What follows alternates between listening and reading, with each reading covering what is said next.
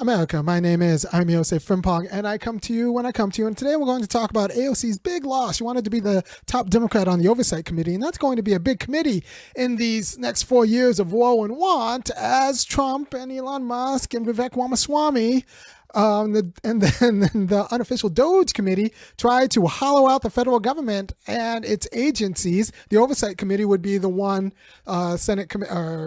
congressional committee that's tasked with making sure that the executive agencies are doing what they're supposed to do. So if they hollow out those executive agencies, the Oversight Committee is supposed to say, like, well, we actually expected the executive to perform, this regulatory exercise, and this regulatory exercise isn't getting done, so we're going to need you to not hollow out that executive office. And then it's going to make a big stink on media. And one of the virtues of being the chair is that you can make a big stink on media and in media and it actually be taken seriously. Now, AOC, Alexandria Ocasio-Cortez, was, doing everything possible to be a good Democrat so that she could move from vice chair of the committee or vice of top Democrat of the committee to the top Democrat in the committee. She just wanted to be the top Democrat on the committee, which is not a ridiculous aspiration, considering, like I said, she did everything that a good Democrat was supposed to. She shucked, she jived, she two-stepped. She did everything that a good Democrat was supposed to. She played along with Nancy Pelosi when Nancy Pelosi was there. And you know what Nancy Pelosi did? What she was always going to do. She got her geriatric friend, a cat by the name of Connolly, in as her stead. And that's what Nancy Pelosi did. And Nancy Pelosi is not not even elected anymore. She did it from the grave. I think she's even injured. So like she slipped, broke her hip, and still had enough juice. And she took a fall and she couldn't get up. Nancy Pelosi, still from her hospital bed, had the juice to squeeze AOC. Had the power to squeeze AOC. So that is really embarrassing for not just Alexandria Ocasio-Cortez. It's embarrassing for anybody left of center who thinks you can deal with these people like as an issue of right. Like as an issue of right. No, they have their own agenda and it's averse to democratic politics, small d democratic politics. So it doesn't really matter if you do everything right. If you you play along, they were always going to screw you. They were always going to keep you out of power. The entire Democratic Party is organized to kick left. It's feckless against the right. It's feckless against Republicans, but it is a very good machine in terms of kicking left. And you just have to understand that that's the case, and you need to do a dirty break with them, which is like AOC was the most powerful when she came in and was like leading the climate charge in Nancy Pelosi's office. She was protesting against the party boss. And you know what that was doing? Making it effective. She was effectively changing the discourse. She was getting her talking points like in the public discourse. And as soon as she started playing a good Democrat, she was like, well, I'll play the long game. I'll play the inside game. And you know what that got her? Nothing. Not a thing. Nothing good for her district, nothing good for the American people and the American discourse. You got hosed. You didn't change them. They neutered you. Or Spade. Which one is the one that happens to a lady?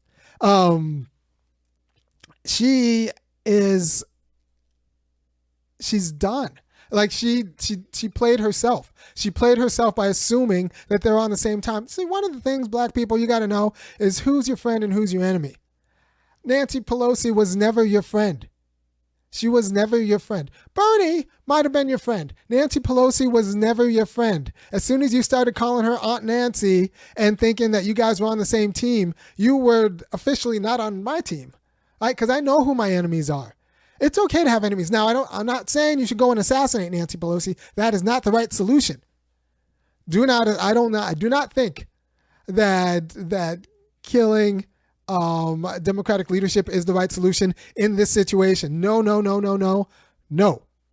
I do think telling everyone that these people are not your friends and understanding that the Democratic Party is organized to punch left, is organized to kind of fool you into thinking that they're like on your side, and is better organized for that job than they are for taking out Trump. That's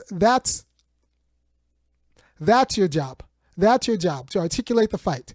You neither OAC succeeded in neither passing legislation that she needed, nor clarifying the fight. That's two jobs. If you can pass legislation, great. Now you're a minority congressperson, so you're not going to be able to pass that much legislation anyway. Your job is to clarify the fight and even change your party. Like, either change your party. There are a lot of ways to change your party. But as a minority, it's actually very easy because nobody expects you to pass legislation. So you can just work on changing the party. Or, and I say change the party, you could kill it. You could kill it. It's already out of power. You can make the Democrats irrelevant in 4 years. It's not that hard. You have to start a new party. The Greens have too much baggage. Sorry, Greens. You might have some appropriate policy issues, but like we just need a new name, new branding, and just start a new party. And you build that new party around the public option. You build that whole new party around healthcare, public option, getting rid. Because look, Luigi Mangioni's trial is going to be in the news all next year. Everybody's going to be talking about healthcare. Everybody deals with healthcare. It is not my number one issue, but it is powerful enough to cleave the Democratic Party. Even the Democrats of the 1840s and 1850s up until 1860, slavery wasn't necessarily their number one issue, but since the Whigs had shown themselves to be completely feckless in their abolitionist stance, the Democrats were able to just build themselves around being the anti-slavery party. Right? So if you don't know, the 1840s, 1850s, 1860s, the Republicans came to be because the Whigs, that was the non-democratic party. The Democrats at the time were the Southern racists and the slave-holding party. And the Whigs were the Republican industrialists and the people who might have actually believed in the Declaration of Independence, except they were San Francisco type people, except it was in Boston, but they were San Francisco type people, which meant that they were also beholden to money. So you could always, in the last minute, kind of compromise them. You could always compromise them. You could always compromise a Whig in the same way that as committed as the Democrats are to both democratic process and universal health care, you can always compromise them by like appealing to their sensibilities as fancy people who are friends with industrialists and tech giants, right? They are the big redistributionists, so the industrial titans who then feel like, well, we'll give the people health care. And those were the Whigs also. It wasn't like a strong by right type of party. Now, Abraham Lincoln, the Whigs, they wanted to actually democratize power. Like, these were, and not the real Republicans. I'm sorry, the Abraham Lincoln real Republicans. These were actually serious about democratizing power, insofar as not necessarily to all black people, but just in general. Because Lincoln, you have to remember, he was the one who said, like, you're not even free in the United States until you own your own shop. You cannot be free and work for somebody else. Working for somebody else should be like a stage in your life, but until you have your own tools and have your own shop, you're not really free. So this is Lincoln of the Homestead Act. So like this is a problematic Lincoln, but one like a Republican Party that actually understood a lot of the material conditions of freedom.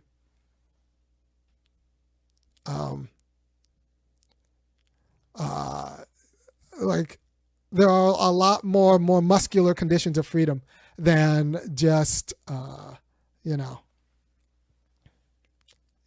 being named. So that was the Republican Party. They actually wanted to democratize freedom in a way, and they saw that as inconsistent with slavery. So you could do that with healthcare. You can do that with healthcare. It's a powerful enough issue. Even like I said, I would like to, we have to talk about reparations. We have to talk about federal job guarantee. But healthcare is already there, and it's a powerful enough issue. And the Democrats, this is one issue that they're not moving on. The Pelosi Democrats who really run the Democratic Party, they are not moving on it. They do not care. They do not care about a public option. They are too tied with both the pharmaceutical industry and the insurance lobby. It's going to be too much of a fight. They do not want that smoke. They're not moving. They are not moving. So if you want universal health care as like a real public option, and you want to not have to fight with the United Healthcares or the Aetnas or whatever, Cignas, and in order to have your claim, worry about your claim being denied. If you want to just know, you can go to a dentist twice a year. You can go to, if you get cancer, you'll get the full treatment. If you just want to know that, you got to break with the party because the Democrats are not changing. And the Republicans are fine with a lot of poor people dying. Just privatizing the whole thing, right? So like you need to admit that the Democrats are not moving over on healthcare. Then you build a whole party around the public option. You build it like it's going to have some other platform planks, but mostly it's going to be the public option. It's going to be the Dems. You could do a copycat. You could do a copycat Democratic Party that changes very little else except the public option, and it will take out the Democrats because the only people left will be like obnoxious feminists. of like the world's most obnoxious, highly educated feminists. And right now, universities, one of their biggest job is to credential Democratic voters. They're not really serious about like creating deep thinkers or anything. So we need just a dirty break, take out the Democratic Party, and just be Democrats except with public option. And then you don't actually have to, and then since it's your party, you're not going, and you have to do some like internal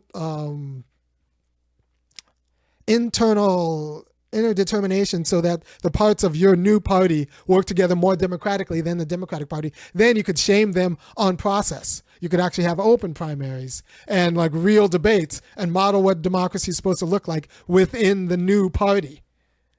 And like go to and like I said, model democracy within the party process in a way that will stigmatize what the Democrats are doing. And so that will, I think, make them irrelevant in 4 years. It can happen. It can happen quickly. Like I said, healthcare is going to be in the news for the next year because of the Mangione trial. So if you come up with a public option that unabashedly tars Brian Thompson, and says we need to revolutionize this system so that Brian Thompson is no longer relevant as a producer, then you have the stuff of a new party. You have the stuff of a new party. And what that's going to take is you admitting that the Democrats aren't going to change. They are not going to change. They're not going to stop. They're not going to meetings. They're not doing the 12 steppers. They're not working any program. They're not trying to change. They're trying to pretend to change, to give you a semblance of changing, when in essence, they are exactly what Kamala Harris wanted them to be. Like, they are not going to change on an issue this big. That's not going to happen. And you betting on them to change, you betting on them to keep their promise, or like you taking them on good faith, just does not understand their commitments to being awful on this and other issues. They are not your friends. We are not, they're your enemies in politics, which is fine. You do not have to go out and kill them. You just have to be able to tell everyone that these are our enemies and we need to vote them out of office and vote for us instead. And look, AOC, you should be able to win your district in 2 years as whatever new party you want to be.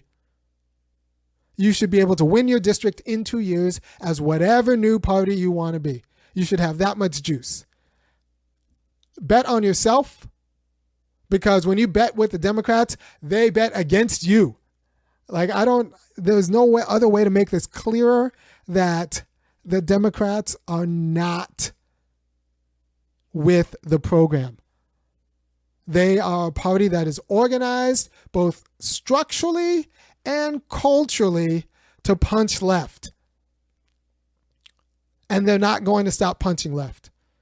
The thing is, they're weak. So kick them when they're down. We need to kick the Democrats when they're down. Flee the party now. Flee the party now. It's hooked on the donor juice. It's hooked on the private insurance money. It's hooked on, just these suburban educated folks who have kind of an awful politics with respect to both democratic process and working class values. It's hooked on them. Seed them. Let them have it. Let them have them.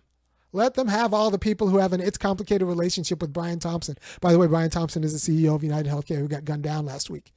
I don't have an It's Complicated relationship with Brian Thompson. I don't think he had it coming, but he didn't do too much with his life to warrant living. And he made his $10 million a year, which is like $100,000 a week, something like that, of 52. Yeah, he made his nut. It's atrocious. He made his money denying your claims, figuring out new and inventive ways to deny your claims. And people are going to talk about death panels, and death panels are going to happen. But you know what? There already are death panels, except the death panel is your private insurance company who have now outsourced the death panel to decide what kind of minimal care you'll get to AI. And your Democrats are not going to do anything about it. They're not going to do anything about it. So if you want, to actually deal with people, to decide the limits of your health care, if you want to actually work it out with people in a public process, you need to not put it in the back room of a private insurance company, but to have a public option and make it a matter of national debate. That's it. And it doesn't have to pay for itself. In the same way that USPS doesn't have to pay for itself. It's a public option. We print money to make sure everybody has the right amount of health care. And all we have to do is make sure that able-bodied people are working in some way. In some way. And this is something I would add. I can negotiate it, but I do think able-bodied people should be working in some way. Or if you're like a head of household and you have a dependent family, then maybe one of those people can stay at home. But for the most part, I think that if you show that you are contributing to society, you should get all the benefits of American society, which includes healthcare as long as you need it.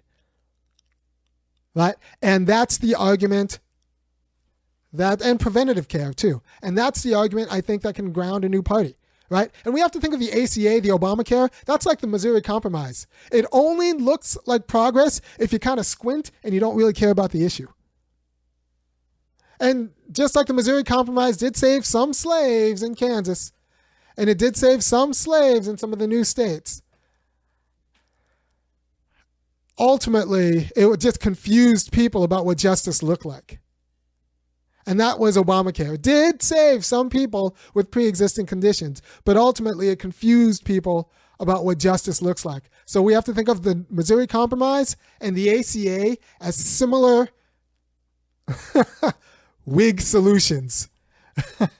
That was a similarly inadequate solutions. Go ahead and subscribe. Tell your friends to subscribe. Send this to your friends. I don't think I've cursed too much on this, but it's very important that you understand that, one, you have to recognize your enemies and call them your enemies. As soon as AOC stopped doing that, she stopped being relevant. She has not passed the policy she needed, nor has she been able to articulate the claims against the Democrats that she needed to do to clarify what's good for her district or what's good for the nation, as long as she has been trying to restyle herself as an insider player within the Democratic Party. You can be an insider player within Congress without being an insider player within the Democratic Party. She does, like, we do not need we just stop pretending the Democrats are your friends. Stop pretending the Democrats are your friends. Number one. Two, we need to understand that the Democrats have the same relationship to healthcare as the Whigs had to slavery. And they are against rationed healthcare, but they're not so against it that they're going to fight their friends and call for a serious public option that will inconvenience their friends and the money. And that's the same relationship the Whigs had with slavery. They were abolitionists, but they were not. They didn't want to wash them away. They were abolitionists, but they are not so abolitionists that they're going to jeopardize their relationships, their business relationships, or their family relationships for the sake of, getting rid of slavery. So there needed to be a dirty break, a new party that actually centered itself around the abolition of slavery. And we need that centers itself around the abolition of mandated private health insurance. And then a lot of other things can be folded into that, but I think the big claim is going to be we're getting rid, and it's specific, we're getting rid of mandated private health insurance. That is a more specific and narrow target than the healthcare debates have had before. So we're getting rid of mandate, and we have a year where Brian Thompson and Luigi Mannioni are going to be like in the news. We're gonna be in the news, and we need to take that seriously. All right, and then the third bit I wanted to say is that we need to liken the ACA, Obamacare, with the Missouri Compromise. Both only look like progress if you don't really care about the problem and don't have the arguments to get rid of, to formulate a solution. So the Whig solution of the Missouri Compromise is just like the Democratic solution of Obamacare or the ACA. And we need to understand that that's not progress. We need to get rid of mandated private insurance and understand that the wealth of America means ensuring health care for Americans so that they can be free.